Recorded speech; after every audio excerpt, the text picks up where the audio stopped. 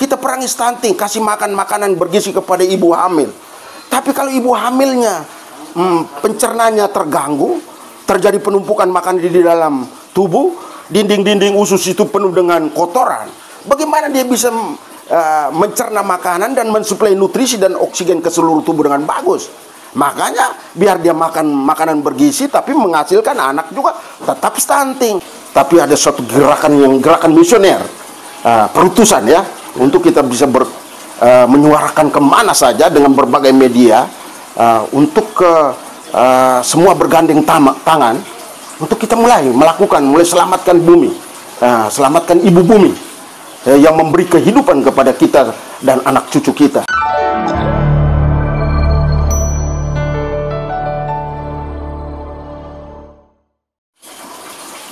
Jumpa lagi kita di podcast channel Fakta Hukum NTT.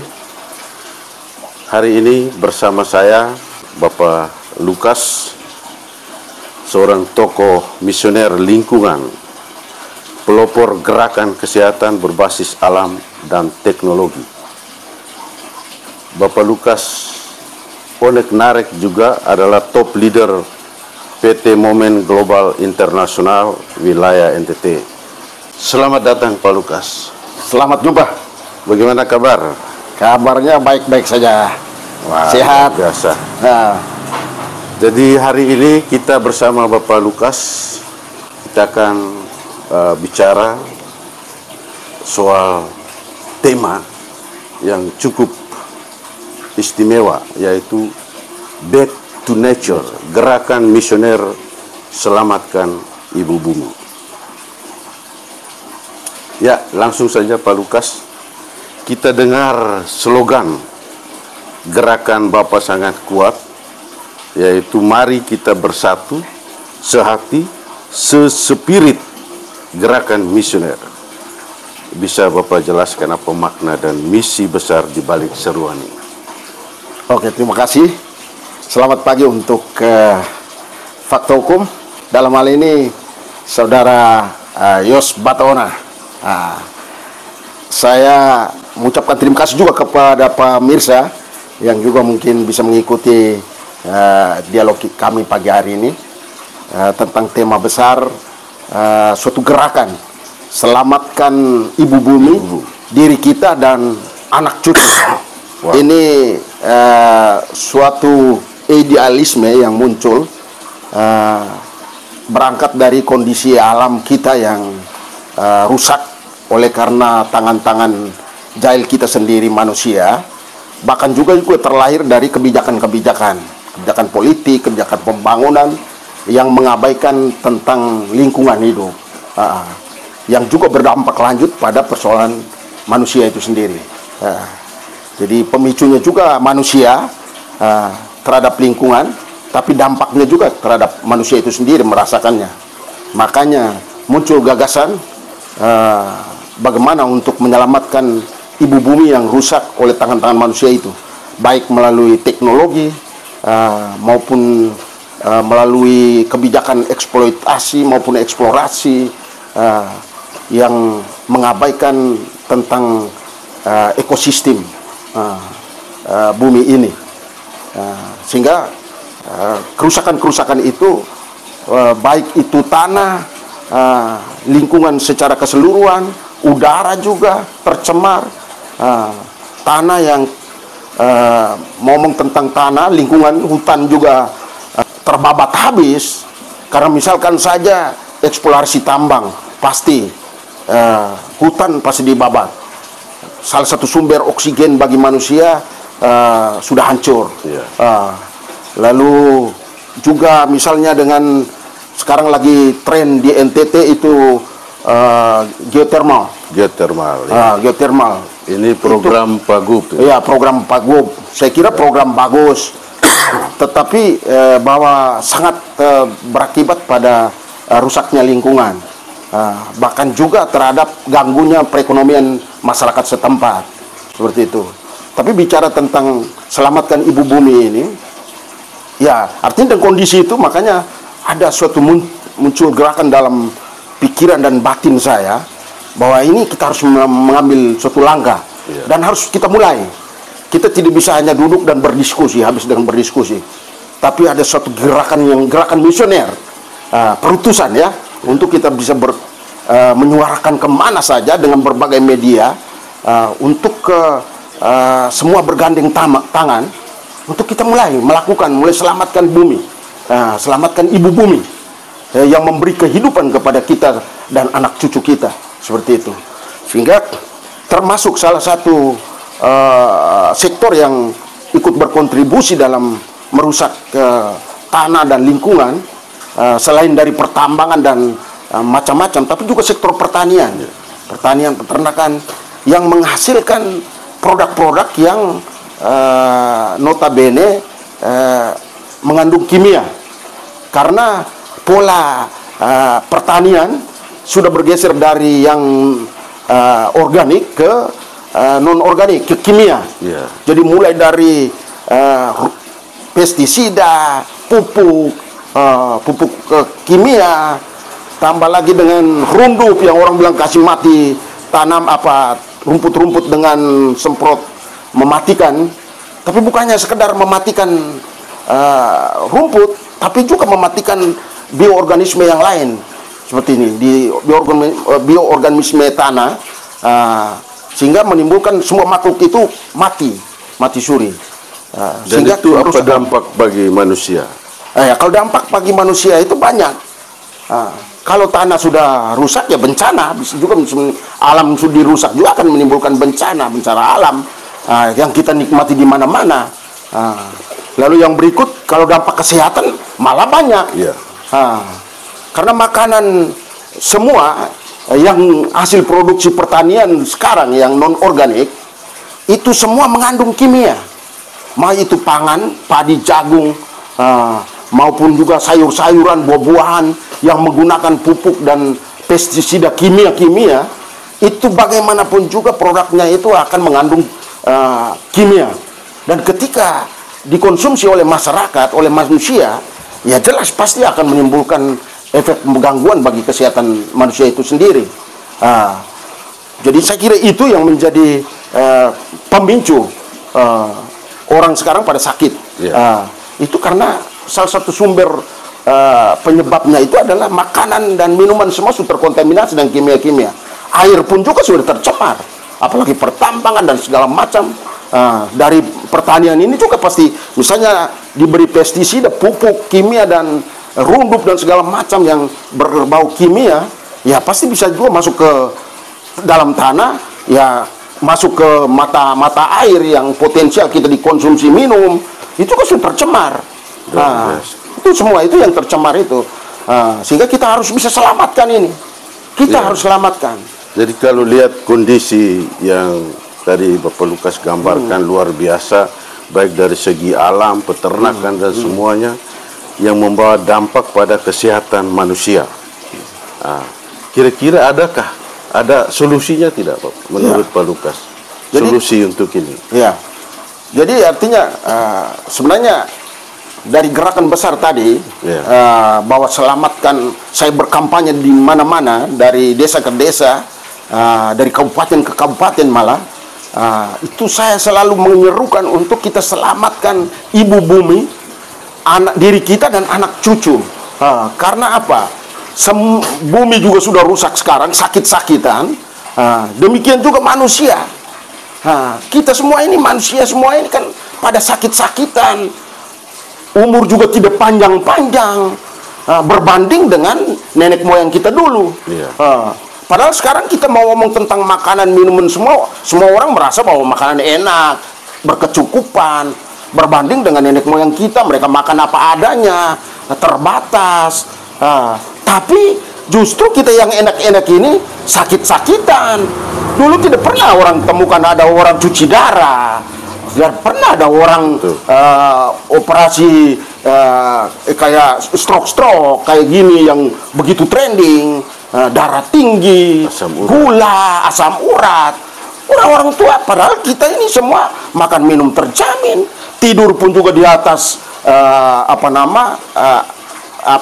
kasur yang empuk, lalu juga jalan juga kita beralaskan sendal dan sepatu, berbanding dengan nenek moyang kita yang makan minum juga sederhana apa adanya dari alam, lalu tidur juga di atas batu dan di atas balai-balai tanpa kasur, lalu jalan juga kaki kosong. Tapi justru mereka umur sehat-sehat dan umurnya panjang-panjang seperti itu berbanding dengan kita sekarang. Makanya pertanyaan tadi, mengapa kita sekarang sakit-sakit dan umur pendek-pendek berbanding dengan nenek moyang kita dulu yang umurnya bisa sampai ratusan. Iya, karena makanan, minuman semua sekarang ini sudah terkontaminasi dengan kimia-kimia. Makanya pertanyaan tadi, solusinya apa? Solusinya ya pertama, kita harus menghindari makanan-makanan yang non organik yang mengandung kimia-kimia. Kita harus menghindari makanan-makanan instan, makanan-makanan siap saji. Kita omong saja sekarang kopi ini kan omong saja kopi ya, ini minum ini kopi instan, 3 in 1 macam-macam. Saya selalu di mana-mana tanya masyarakat, kamu tahu itu kopi? Betul. Kamu tahu itu kopi? Kan mereka bilang, oh tidak, kamu tidak tahu itu hanya rasa bahwa itu, atau ada merek bahwa itu kopi. Betul. Tapi tidak tahukah kamu bahwa sekarang kemajuan teknologi itu bisa merekayasa? Jadi yang bukan kopi tapi diberi rasa kopi, diberi zat kimia rasa kopi, diberi zat kimia pewangi kopi, dan kita nikmati seolah-olah itu kopi, padahal semua itu kimia. Betul. Seperti itu. Lalu juga sekarang ini bapak-bapak suka sekali desak mamam bilang makan sayur, kok kenapa sayurnya tidak enak? Wah, itu mungkin kamu tidak kasih vitsin, tak kasih masako. Padahal itu semua ini kimia, zat pengawet tinggi. Seperti kopi juga sama tadi saya ngomong, kalau kopi ini sudah bertahun-tahun orang produksi di pabrik sana melewati waktu yang panjang, tentu saja harus ada zat pengawetnya. Kalau tanpa semua makanan-makanan instan, bagaimanapun juga pasti ada zat pengawetnya. Dan zat pengawet saya selalu tanya, itu dari apa? Bisa juga dari formalin dan pewarna dan macam-macam. Dan itu kan berdampak pada kesehatan manusia. Kita makan kimia, racun. Kalau mau pengawet yang kayak formalin saya bilang formalin itu untuk apa? Ya, untuk pengawetkan mayat. Apakah kamu semua ini mayat semua? Kita semua ini mayat. Sehingga kita harus makan dengan penuh kesadaran, kita menikmati makanan-makanan yang penuh dengan kimia ini, yang penuh dengan zat pengawet formalin yang seharusnya kita untuk mayat, seperti itu. Baik, sehingga Bapak Lukas, selain hindari makanan instan dan sebagainya, ada tidak teknologi alami yang bisa membantu untuk manusia itu bisa terhindar dari segala jenis penyakit? Jadi saran yang solusi yang pertama tadi itu berusaha untuk kita menghindari makanan-makanan siap saji, instan dan yang mengandung kimia, termasuk dengan sayur-sayuran sekarang, padi, jagung semua, beras sekarang yang juga semua ini kimia semua. Bahkan buah-buahan yang dipakai pupuk kimia dan macam-macam itu semua kimia juga. Bahkan juga misalnya buah-buahan yang impor dari luar, itu juga kan pasti untuk lama mereka pasti harus beri zat penahan yang kimia untuk bisa bertahan lama, seperti itu. Jadi itu yang pertama, menghindari instan, makanan-makanan seperti itu, kimia ini. Lalu yang berikut, sektor lain yang ikut berkontribusi melahirkan produk-produk yang konsumtif masyarakat yang berkadar kimia tinggi adalah sektor pertanian, peternakan, yang memberi pupuk.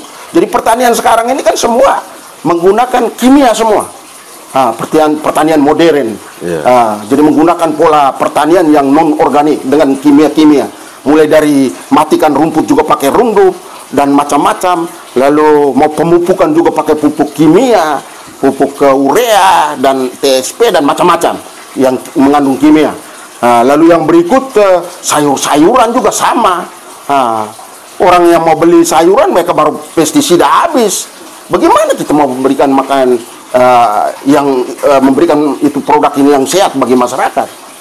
Jadi semua itu sayur-sayuran, buah-buahan lagi semua itu. Omong daging juga. Daging juga kan misalnya kan saja ayam, pedaging yang selalu digemari oleh masyarakat di warung-warung, makanan-makanan instan seperti itu. Jadi makanan itu kan sudah diberi makanan yang ada saat terangsang untuk mempercepat pertumbuhan dengan pakai kimia.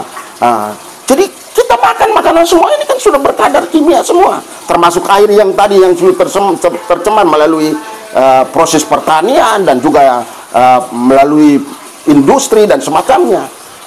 Sehingga itu kita semua kita makan ini, itu menjadi pemicu bagi semua kita. Jadi itu sektor-sektor itu yang mungkin kita mereka harus berefleksi.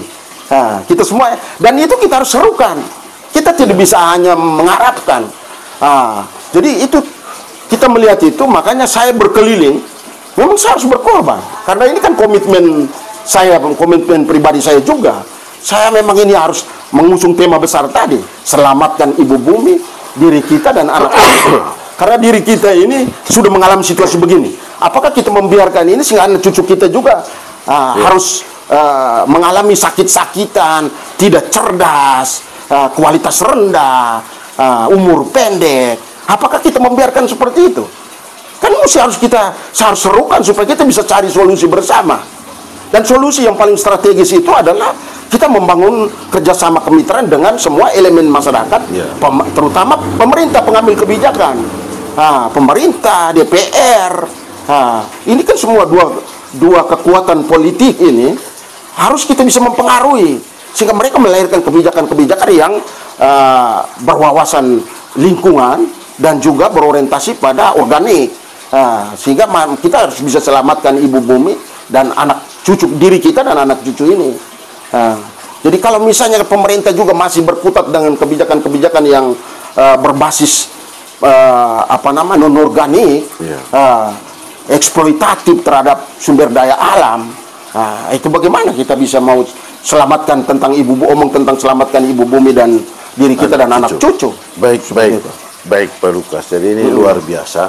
Tapi dengar-dengar Pak Lukas berkeliling itu selain kampanye soal selamatkan ibu bumi, tapi ada tindakan konkret, yaitu bagaimana menyelamatkan manusia yang saat ini sudah terkonfirmasi segala jenis penyakit. Misalnya ada ini dengar-dengar ada produk nano yang luar biasa. Bisa dijelaskan soal?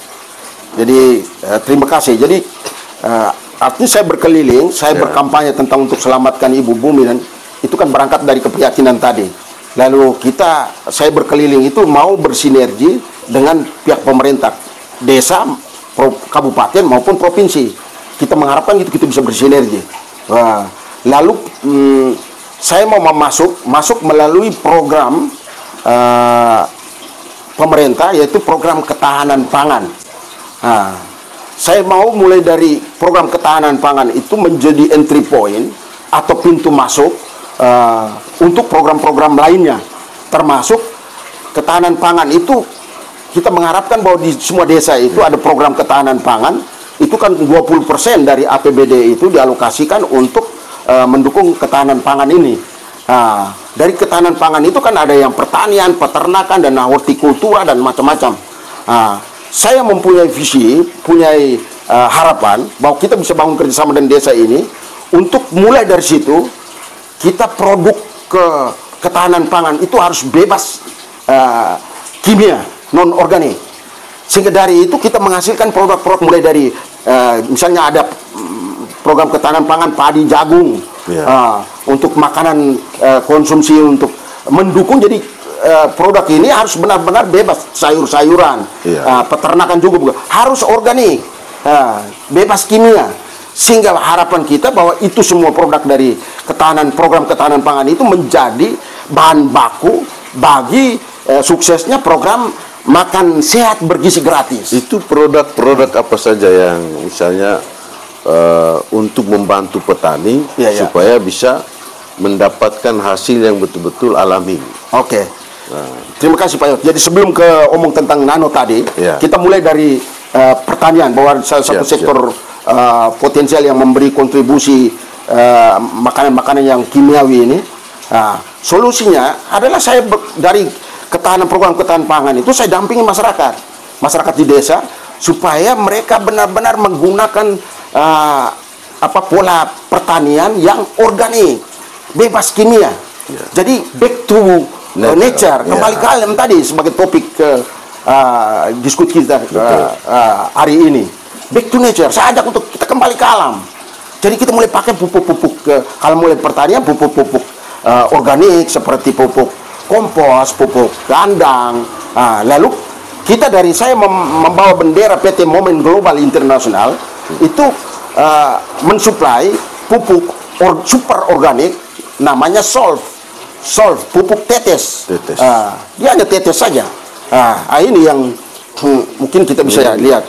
Jadi ini pupuk Solve. Jadi ini hanya tetes saja. Dia ini sudah terakumulasi di dalamnya. Itu untuk percepat pertumbuhan tanaman, dan juga dia langsung ada pestisidanya. Jadi tapi organik. Jadi penangkal hamanya sudah ada. Lalu ini dia tidak perlu tanah yang kurus, tidak perlu kita cangkul lagi, tapi kita cukup semprot saja. Jadi campur 3 tetes di dalam 1 liter air, semprot ke tanah, dia akan mengundang unsur-unsur hara atau bioorganisme itu hidup kembali yang selama ini mati suri karena zat-zat kimia. Sehingga dengan ini memicu, selain dari pupuk ke kandang, kompos, semua itu akan berpadu dengan pupuk Solve ini. Dia akan mengundang semua unsur-unsur hara sehingga dia akan menggembur tanah, sehingga tanah itu menjadi lebih subur dan produksinya akan jauh lebih berproduktif seperti itu. Jadi kapasitasnya juga lebih bagus. Lalu sudah punya penangkal hama. Lalu juga untuk ternak juga Solve, percepatan penggemukan ternak atau produksi ternak. Jadi ini juga sama, dicampur tetes saja dengan ini juga. Ini jadi, harus ditunjukkan ini. Solve. Jadi ini sama. Jadi ini ditetes saja. Jadi bukan ditetes campur untuk ayam ya. Ayam 3 tetes untuk unggas. 3 tetes campur 1 liter. 1 liter air. Jadi disesuaikan dengan jumlah ternak. Kalau sapi sapi dan babi itu bisa 7 sampai 10 tetes. Dicampur. Jadi misalkan saja ada target orang buat penggemukan itu, misalnya beli 1 ekor sapi dengan berat awalnya 170. Kita mau masuk ke pemasaran produksi, itu dia harus misalnya 350 kg per ekor atau 400 kg. Masa pemeliharaannya misalnya orang biasanya dengan setengah tahun atau 1 tahun. Ya kita punya ini hanya mempercepat. Jadi itu kalau 1 tahun kita punya mungkin 6 bulan saja itu sudah bisa berproduksi. Kalau 6 bulan ya mungkin hanya 3 bulan saja dia sudah bisa memproduksi. Dia sudah mencapai kapasitas dari 170 kg sudah dalam 3 bulan dia sudah bisa ke 350 kg atau 400 kg sapi per ekor seperti itu. Lalu dia juga sudah ada penangkal penyakitnya sudah di dalam. Cacing-cacing juga dia bisa kasih keluar. Lalu selera makan tinggi sehingga dia kebas makan daun-daun yang selama ini mungkin dia tidak kurang bergairah makan, tapi dengan ini memicu dia akan gairah makan. Lalu yang berikut dia soal berat tadi, penyakit semua itu sudah menjadi solusinya.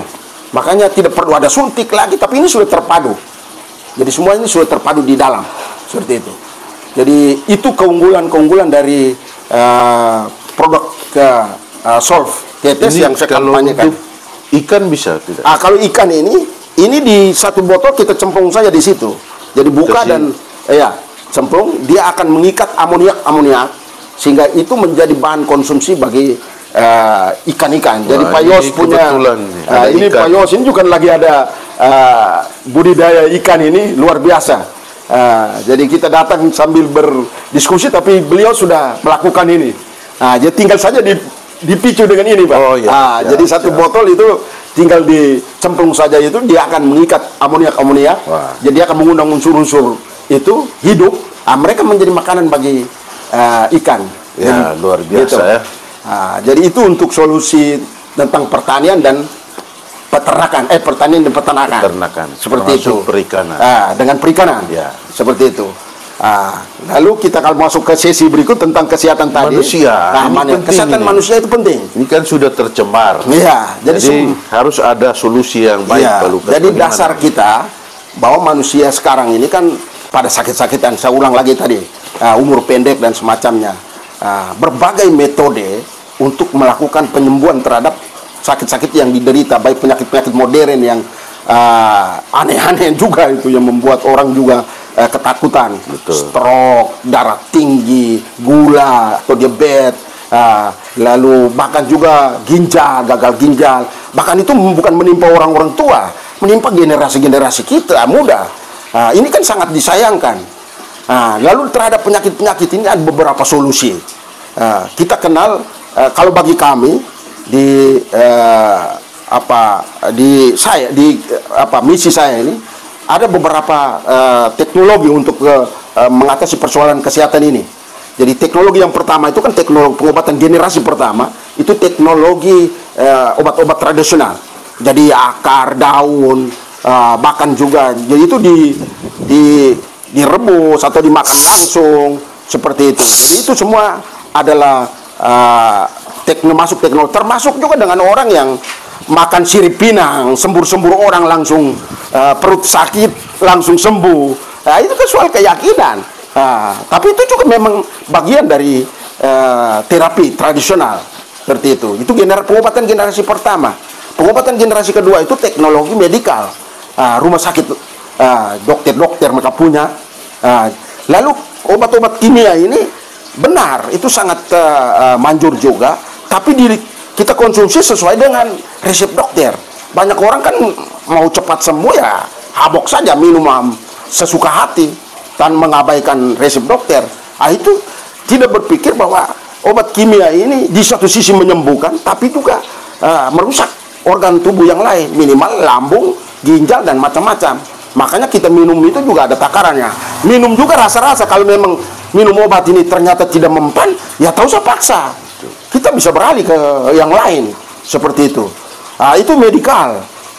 Lalu yang berikut kita masuk ke pengobatan generasi kedua itu, ketiga itu adalah teknologi herbal. Jadi ada Tianxi, Kelin, macam-macam. Itu ada Herbalife, Dexon, semua itu adalah masuk pengobatan generasi ketiga, teknologi herbal seperti itu. Lalu herbal ini benar bahwa ada yang tablet dan segala macam. Tapi bagaimanapun juga untuk bisa tahan lama pasti harus ada pengawetnya. Itu kita tidak bisa hindari seperti itu. Lalu yang berikut, setelah generasi ketiga, sekarang ini muncul ada pengobatan generasi keempat, yaitu teknologi nanovar infrared. Terapi menggunakan sinar inframerah jarak jauh. Dengan medianya adalah air. Jadi itu kita ajak orang untuk back to nature, kembali ke alam. Nenek moyang dulu juga kan sakit cukup gayung air saja, selain dari akar-akar, gayung air ngomong-ngomong sedikit minum sudah bisa sembuh. Jadi kita punya teknologi nanovar infrared itu medianya air, karena air itu, filosofi dasar air itu membersihkan, menyehatkan, menghidupkan, semua itu filosofi dasar air, fungsi dasar air. Jadi kalau kita hidup tidak minum air, makanya saya di mana-mana juga kampanye untuk ya sudah kita lupakan minuman kayak kopi yang instan apa semua. Saya kampanye mari kita minum air putih, air putih. Tapi kemudian disentuh oleh teknologi, yaitu teknologi nanovar infrared. Nanovar infrared itu salah satu produk itu ini, dengan ada satu lagi ini. Jadi ini nanovar infrared, terapi menggunakan sinar inframerah jarak jauh dengan medianya air saja. Jadi kita isi air di sini. Ini paduan teknologi Amerika, Jepang sama Jerman. Jadi ini teknologi bersama. Jadi ketika kita isi air di sini, 7 detik saja kita sudah bisa minum. Ini juga sama untuk terapi ke dalam dia ini. Sedangkan ini kita isi air aqua, wajib kita isi air aqua untuk ke terapi dari luar. Jadi kepala sakit, leher tegang, semprot saja dengan air. Luka-luka apa saja, itu dijamin, itu sangat. Jadi kalau ada penyumbatan sakit di mana, semprot saja di situ pasti ada penyumbatan. Minum air ini untuk terapi ke dalam, biar luka dalam maupun ini untuk luka-luka luar. Semprot. Manfaatnya kita minum air ini, itu dia pertama itu naikkan stamina. Kita sangat kuat. Kita kerja pagi sampai sore juga tetap fit. Tetap bersemangat untuk ada gairah kerja. Jadi itu kita hanya minum air saja. Ada barang yang secara kasat mata seharusnya kita bisa angkat, tapi tidak bisa angkat. Tapi kalau kita minum air ini, kita bisa angkat. Seperti itu. Jadi itu dia menambah kita stamina, kekuatan. Lalu yang berikut, manfaat yang kedua itu dia detoksifikasi. Dia bersihkan semua toksin-toksin, racun-racun. Karena ini kan getaran sinar inframerah ini, gelombang-gelombang sinar itu dia akan detoks semua toksin-toksin di dalam racun-racun, sampah-sampah semua di dalam tubuh itu dia akan bersihkan semua. Dia akan keluarkan semua penyumbatan-penyumbatan asam urat, kolesterol, darah tinggi semua itu. Itu karena penyumbatan terlalu banyak, sampah terlalu banyak di dalam tubuh. Jadi ini perlu detoksifikasi. Detoksifikasi manfaatnya itu melancarkan peredaran darah, melancarkan peredaran oksigen. Jadi oksigen orang yang jalan ngos-ngosan, asma, sesak napas, minum air ini. Itu dia akan memperlancar peredaran oksigen. Sehingga kita jalan juga belum, napas panjang, kayak gitu. Jadi itu manfaat dari minum air detoksifikasi. Dia melancarkan peredaran oksigen. Melancarkan BAB. Kita ini kan makan tapi BAB-nya kurang lancar, ya masalah. Makanya kalau kita minum air ini dia akan melancarkan BAB. Makanan yang sisa itu dia akan kasih keluar. Jadi saya juga ini Pak. Ini dulu saya Pak Yos juga punya lambung aku, tetapi dengan minum ini sekarang sudah sembuh lah. Ya. Begitu. Jadi tinggal kita isi ya, Pak. Ya, tinggal isi. Langsung minum. Silakan menikmati itu. Jadi itu detoksifikasi. BAB. Jadi macam kita ini makan minum ini perut usus semua itu kotor semua. Jadi kita biar kayak orang bilang mau perangi stunting. Kita perangi stunting, kasih makan makanan bergizi kepada ibu hamil. Tapi kalau ibu hamilnya pencernanya terganggu, terjadi penumpukan makanan di dalam tubuh, dinding-dinding usus itu penuh dengan kotoran. Bagaimana dia bisa mencerna makanan dan mensuplai nutrisi dan oksigen ke seluruh tubuh dengan bagus? Makanya biar dia makan makanan bergizi tapi menghasilkan anak juga tetap stunting. Karena memang ususnya kotor. Seperti itu. Makanya minum air ini, air nanofan itu dia akan detoksifikasi, dia bersihkan semua usus-usus sehingga usus bersih. Sehingga kalau dinding-dinding usus bersih, dia akan proses penyerapan nutrisinya akan lebih bagus. Sehingga pengirimannya ke seluruh jaringan itu lebih maksimal. Seperti itu. Jadi itu manfaat detoksifikasi. Cara mendapatkannya nanti hubungi nomor di bawah ini ya. Iya. Nanti itu cara mendapatkan berbagai produk nano ya, Pak Lukas. Lalu yang berikut itu dia meregenerasi sel. Manfaat kita minum air ini. Jadi dia membangun kembali sel-sel tubuh yang rusak. Jadi misalnya luka-luka dalam, luka luar, kanker, tumor dan gula, diabetes. Diabetes, gula itu kan pankreas tidak berfungsi memproduksi insulin. Dibawa ke rumah sakit ya disuntik insulin, dikasih obat-obat insulin untuk melancarkan peredaran darah. Karena orang gula diabetes itu darah kental. Makanya diberi suntik insulin sehingga darah jadi encer. Tapi kita punya tidak. Kita minum air saja. Itu dia menyelesaikan, meregenerasi sel pankreas kembali normal memproduksi insulin. Jadi tidak perlu ada doping lagi dengan suntik-suntik atau obat-obat insulin. Seperti itu. Jadi dia meregenerasi sel. Peremajaan sel. Jadi kulit-kulit tua itu dia bisa berganti, sel-sel tua itu dia bisa berganti. Yang penting rajin minum air. Sehingga kita, ini sama dengan kita mau semprot muka, itu dia berganti kulit. Jadi ada yang flek-flek di muka, apa semua itu hilang. Jadi yang penting rajin saja, seperti itu. Sehingga kita lebih awet muda lah, seperti itu. Jadi itu regenerasi sel. Detoksifikasi tadi juga saya lupa, orang mabuk, kasih dia minum air ini detik dia sadar. Tidak mungkin tidak, karena dia menetralkan semua. Luar biasa. Begitu. Lalu yang berikut dia membangun imunitas tubuh. Jadi kita imun dari semua penyakit. Kalau kita sudah sehat ya jelas pasti kita imun lah. Siap.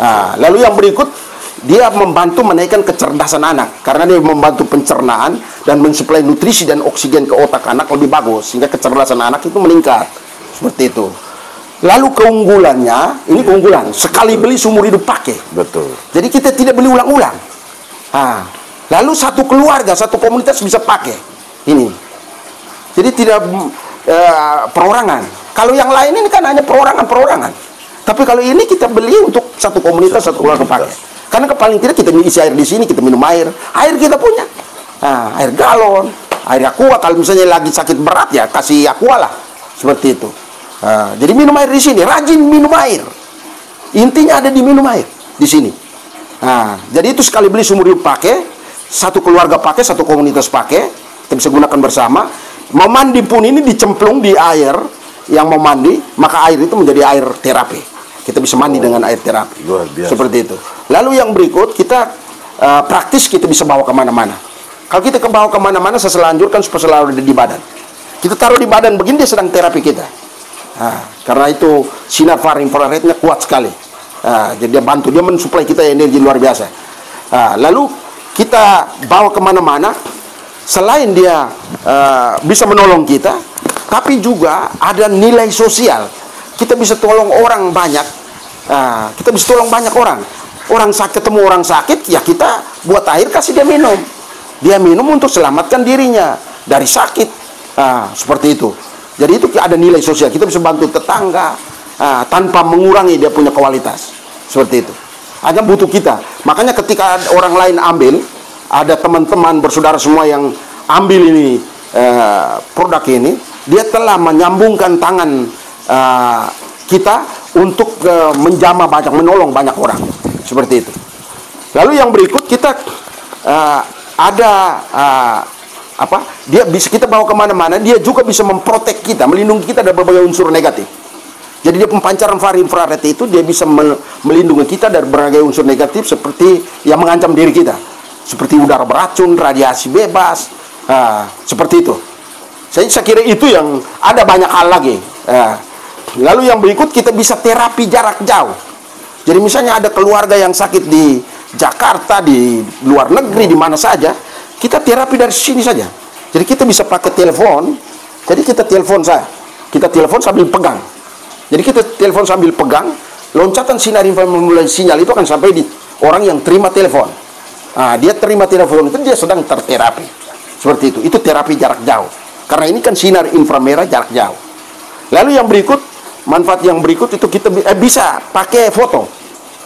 Jadi terapi jarak jauh pakai foto. Karena foto itu merekam energi orang. Orang biasanya mengguna-gunain orang juga pakai foto juga. Betul. Tapi kita punya ini pakai untuk positif. Untuk positif. Jadi kalau foto kita simpan di sini, orangnya kemana saja, ada di mana saja, orang yang punya foto di sini itu akan terterapi.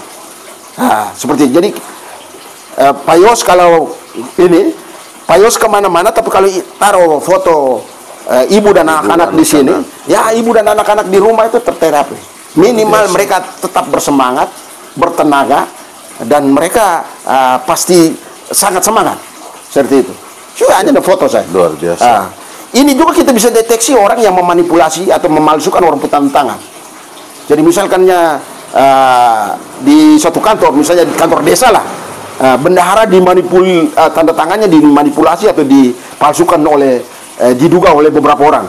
Kita cukupin saja tendes tanda tangan yang dimanipulir ini, dipalsukan tadi. Lalu kita coba tes kekuatan dari orang-orang itu. Orang yang paling kuat itu pasti dia punya tanda tangan. Jadi ini kalau di kepolisian itu menjadi bukti petunjuk. Bukti petunjuk. Jadi beberapa Polres kita sudah prestasi juga untuk bisa menjadi salah satu bukti petunjuk bagi kepolisian untuk bisa menemukan siapa pelakunya. Seperti itu. Jadi itu terhadap kesehatan yang sekarang lagi rentan bagi semua orang ini, semua orang penyakit-penyakitan itu, saya kira solusi. Pengobatan generasi keempat adalah teknologi nano far infrared. Dan saya yang merasakannya. Saya dulu pernah mau stroke juga. Karena berangkat dari itu, makanya saya diselamatkan ini. Keluarga istri saya juga sakit darah tinggi dengan obat-obat, konsumsi obat berkantung-kantung. Tapi tidak menjadi solusi. Sekarang dia dengan ini saja sudah menjadi solusi dalam kehidupan keluarga. Semua anak-anak sudah harus miliki ini, sehingga persoalan kesehatan saya kira kita bisa atasi. Saya kira itu solusi terhadap prinsip atau gerakan saya berkeliling selamatkan ibu bumi, diri kita dan anak cucu, itu dengan berbagai media ini yang kita bisa lakukan. Sehingga saya hanya butuh untuk kita bisa bersinergi untuk semua elemen masyarakat. Baik Pak Lukas. Ini sangat luar biasa ya. Back to nature ya.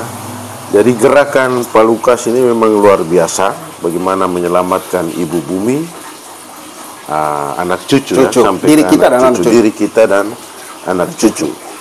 Apakah gerakan ini menurut Bapak Lukas bisa terbuka untuk kolaborasi? Ya, Atau bagaimana? Silakan. Betul. Terima kasih Pak Yos. Jadi saya tadi mungkin saya melihat memang gerakan ini harus kita berkolaborasi dengan semua elemen masyarakat. Terutama juga satu kekuatan yang bisa mensukseskan program ini adalah, atau gerakan ini adalah bersinergi dengan pemerintah, pengambil kebijakan dan DPR seperti itu, baik kabupaten, provinsi maupun pusat seperti itu. Jadi kita mulai dari yang tadi saya bilang, kita mulai dari program ketahanan pangan tadi, sehingga ketahanan pangan ini kita masuk melalui program ketahanan pangan menjadi pintu masuk untuk menangani semua program-program lainnya, termasuk jadi kita dari desa ke desa, saya dari desa ke desa mengkampanyekan itu, bahwa program ketahanan pangan ini produknya harus menjadi bahan baku bagi atau mensuplai program ketahanan makanan sehat bergizi gratis. Kalau pemerintah punya itu makanan bergizi gratis, saya tambah sehat, kata sehat. Jadi program makan sehat bergizi gratis. Sehat itu maksudnya bebas, produk itu harus bebas kimia. Bebas kimia. Dia tidak boleh ada kandungan kimia. Dia harus organik, benar. Seperti itu. Dan itu yang program ketahanan pangan betul-betul bebas kimia, sehingga menjadi bahan baku bagi makanan sehat bergizi gratis untuk sekolah-sekolah di wilayah desanya. Jadi misalnya di situ ada SD, ada SMP, ada SMA, ya sudah, desa itu yang mensuplai makanan, sayur-sayuran, buah-buahan, daging itu diproduksi oleh desa melalui program ketahanan pangan dan juga program-program pendukung lainnya seperti itu, sehingga anak cucu kita itu kita selamatkan melalui itu, makan minum yang sehat tadi, bebas kimia tadi, sehingga mereka lebih sehat, cerdas, melahirkan generasi yang berkualitas, dan juga bebas, ya umur panjang, tidak sakit-sakitan, seperti itu. Jadi itu tujuan untuk kita selamatkan ibu bumi, diri kita dan anak cucu ini melalui program makan sehat bergizi gratis ini. Juga ada dampak ekonomis bagi desa. Jadi kalau misalnya program sehat bergizi gratis ini diberikan ke supplier di luar, ya jelas dia pasti beli beras, sayur-sayuran, buah-buahan, daging, itu dari luar. Dia pasti memperkaya orang lain, pihak lain. Tapi kalau dihandle oleh desa, ya uang itu berputar di desa, menghidupkan ekonomi desa. Beli sayur di masyarakat yang sudah siapkan ini, di desa siapkan itu, sudah diproduksi oleh kelompok-kelompok tani, kelompok-kelompok ternak. Seperti itu. Ya paling mungkin hanya suplai dari luar, ya mungkin susu dan semacamnya. Tapi kalau di situ juga ada susu, ada peternakan yang menghasilkan susu, kenapa kita tidak menghargai itu? Sehingga memicu masyarakat itu punya semangat. Mereka tahu bahwa ada pasar. Persoalan sekarang ini, saya di mana-mana berkeliling dari desa ke desa itu, pemerintah punya program ini, kelompok ini, tapi ujungnya mandek. Karena apa? Untuk mencapai akses pasar, mandeknya di situ. Kemana kita mau pasarkan? Ya sudah, kalau kebetulan lagi program yang masuk ke desa begini, ya sudah, kita buka ruang untuk jadi akses pasar melalui program-program ini untuk mengakomodasi mereka memproduk-produk ini. Seperti itu. Saya kira itu yang mungkin menjadi harapan kita untuk kita bisa bersinergi dengan semua elemen masyarakat, termasuk dengan pemerintah. Kalau di Kabupaten Kupang ini saya sudah ketemu DPR juga, DPR tapi melalui Partai Gerindra. Kebetulan saya kader Gerindra juga. Jadi saya ketemu dengan DPR komisi dengan fraksi Gerindra, dan ternyata mereka sangat antusias. Dan wakil ketuanya dibilang, Pak Lukas, saya anggarkan, kita perlu backup ini masyarakat. Saya kira ini program yang bagus. Sehingga kita harus kami siap. Saya anggarkan, karena saya panggil ini komisi ekonomi itu untuk bisa tolong kau kasih saya anggarkan. Baru kita distribusikan ke masyarakat. Betul. Supaya mereka kita pelan-pelan untuk mempengaruhi mereka dari non organik ke organik. Seperti itu. Baik. Jadi ini luar biasa sekali Pak Lukas. Mungkin sebelum kita akhiri diskusi kita yang luar biasa hari ini, mungkin ada pesan-pesan terakhir untuk masyarakat, terutama yang masyarakat baik yang sudah dikunjungi oleh Pak Lukas sendiri maupun yang akan dikunjungi. Ya, terima kasih Bapak Yos dari Fakta Hukum.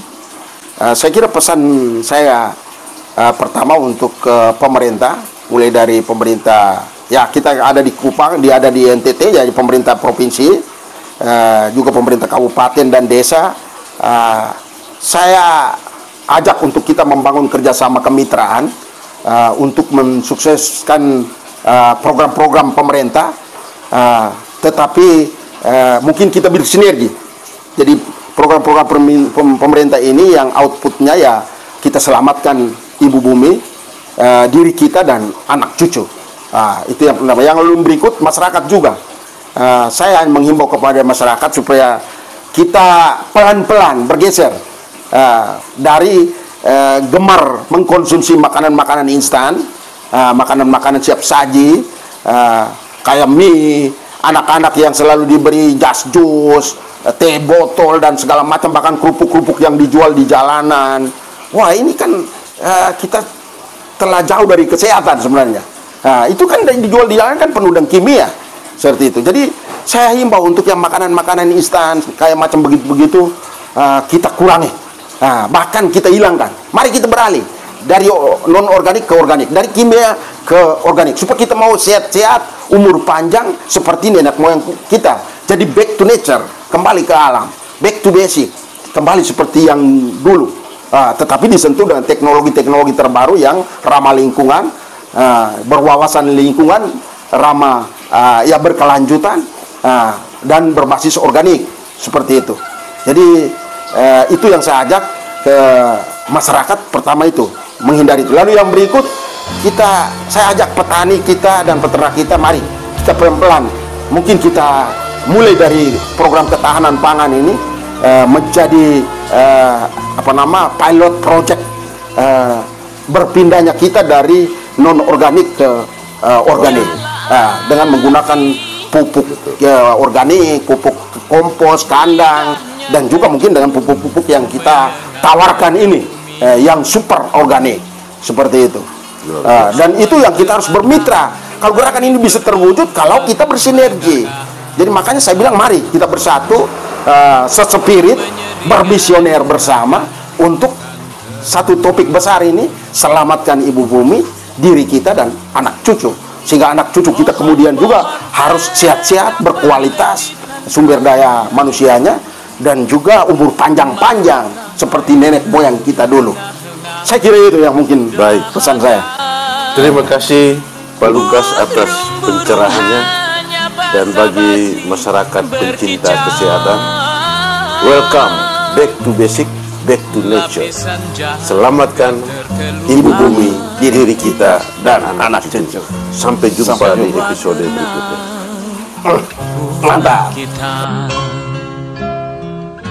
Warisan untuk anak cucu nanti. Oh, oh, oh, oh.